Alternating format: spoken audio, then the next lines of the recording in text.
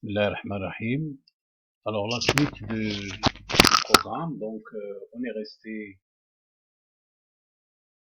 après avoir reçu la valeur dans la variable température, eh bien dans la boucle ici, on va faire les tests. Donc vous remarquez ici que j'ai deux choses.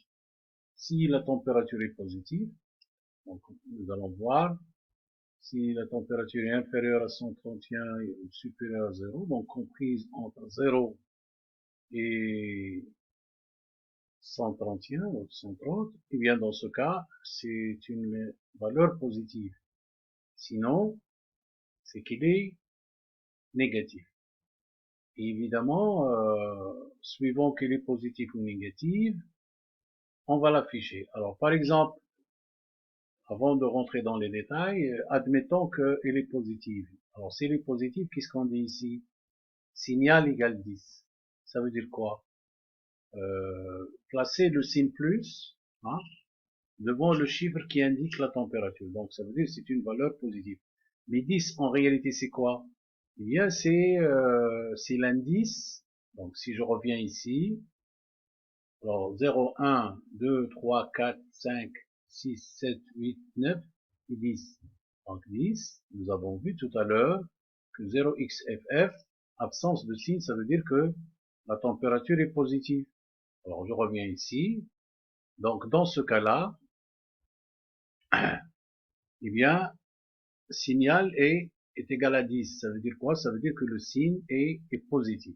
Sinon, dans le cas où il est négatif, eh bien, le signe il est négatif. 11. Alors 11, si je retourne ici, eh bien 11, le voilà. Donc ça, c'est le code du signe moins, comme on l'a vu tout à l'heure. Voilà, donc maintenant, je vais rentrer dans les détails.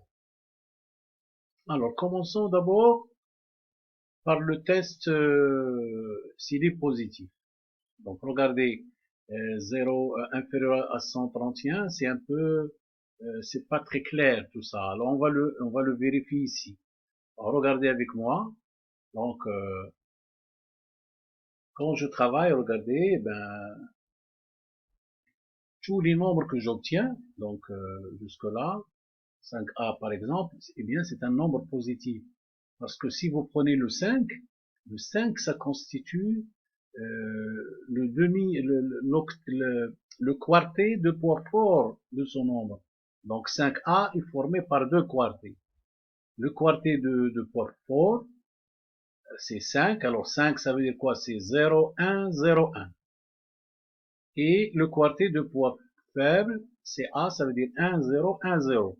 Donc là, je remarque que le quartet de poids fort, il a toujours le bit de poids fort, il est toujours égal à 0. Ça veut dire que c'est positif. Donc regardez, je continue, je vais aller un peu plus loin. Regardez, par exemple, je prends cette valeur 121. 121, c'est 79. 79 en hexadécimal. Or, l'octet de poids fort, c'est, ça veut dire 0, 1, 1, 1. D'accord? Ou bien vérifions ça. Alors 71, je vais le vérifier tout de suite. Donc je me bon, exa, donc 79, regardez. Eh bien si je regarde, si je le transforme en décimal, donc ça donne 121. Voilà, on est bien 121. Donc c'est un nombre positif, n'est-ce pas? Alors si je le transforme en binaire, ben, évidemment, ici, 1, 2, 3, 4, 5, 6, 7, je dois ajouter un 0 ici à gauche. Donc, je suis toujours dans les températures positives. D'accord? Regardez ce qui va se passer. À un moment donné, remarquez une chose. Remarquez ce nombre de gauche, le 7 qui va changer. Hein. Regardez. Donc, 7B, 7C, 7D, 7E, 7F. Alors, attention.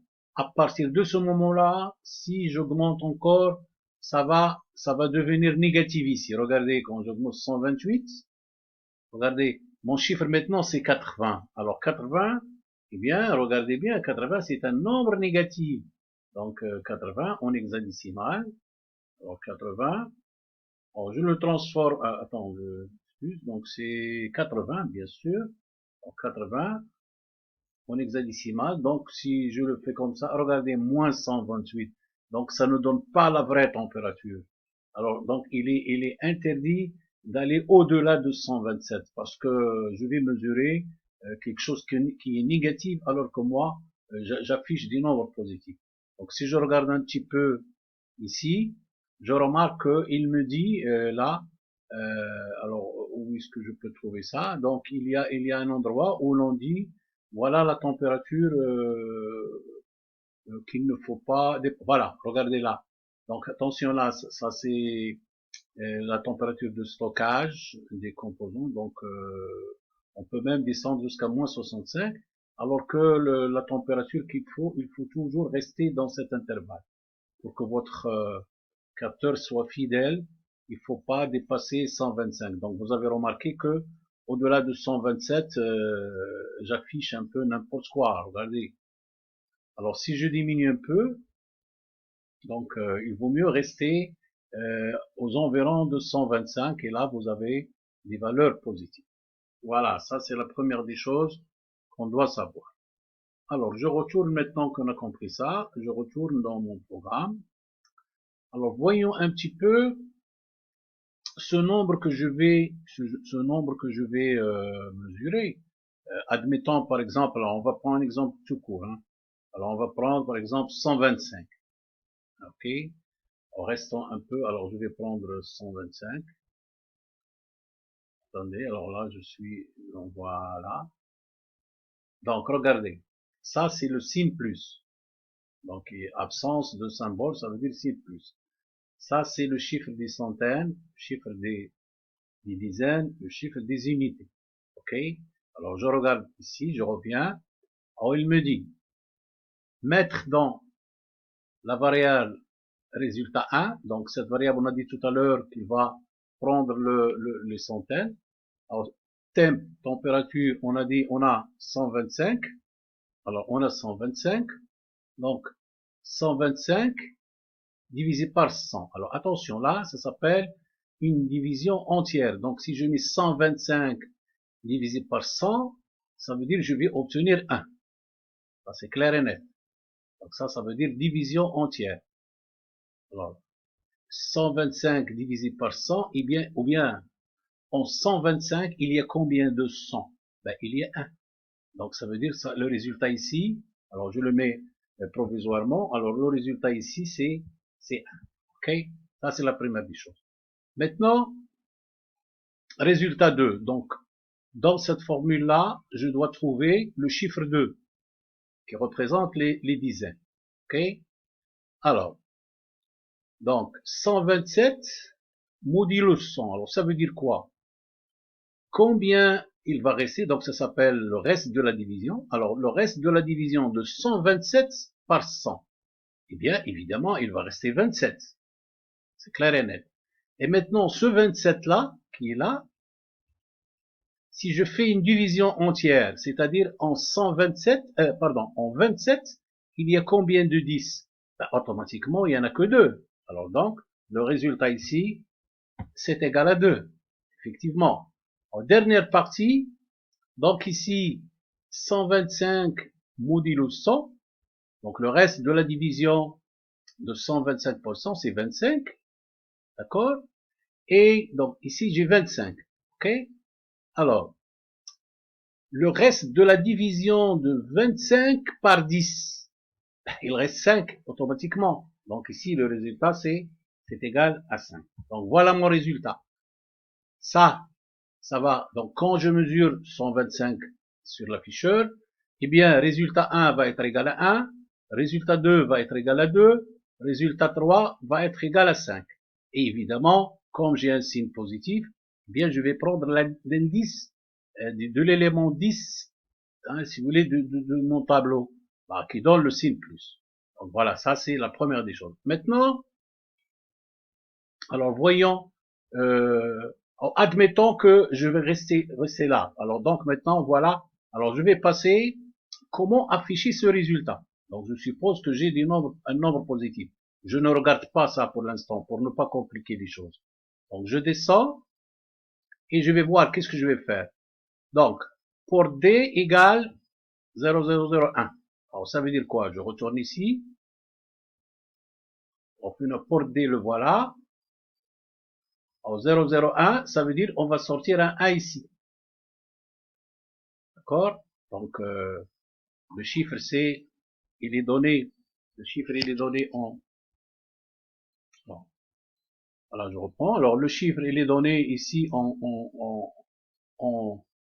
binaire. Donc là, ça va rester, ça va sortir sur RD0. Donc, RD0, la broche numéro 0 du port D va être égale à 1. Alors, on va aller directement à cette broche. Alors, la voilà. Alors, qu'est-ce qu'il va faire cette broche? Il va activer ici, regardez l'afficheur, il va activer l'afficheur qui va bien sûr, alors, il va activer l'afficheur et qui va allumer le symbole. Alors, dès que j'active l'afficheur, regardez, hein, je dois sortir l'élément dont l'indice est 10 dans mon tableau. Hein? Donc, ça veut dire un signe qui n'a pas de symbole, ça veut dire espace vide. Ok? Voilà. Donc, je sors un 1 ici. Alors, ce 1, qu'est-ce qu'il va faire? Il va afficher quelque chose ici.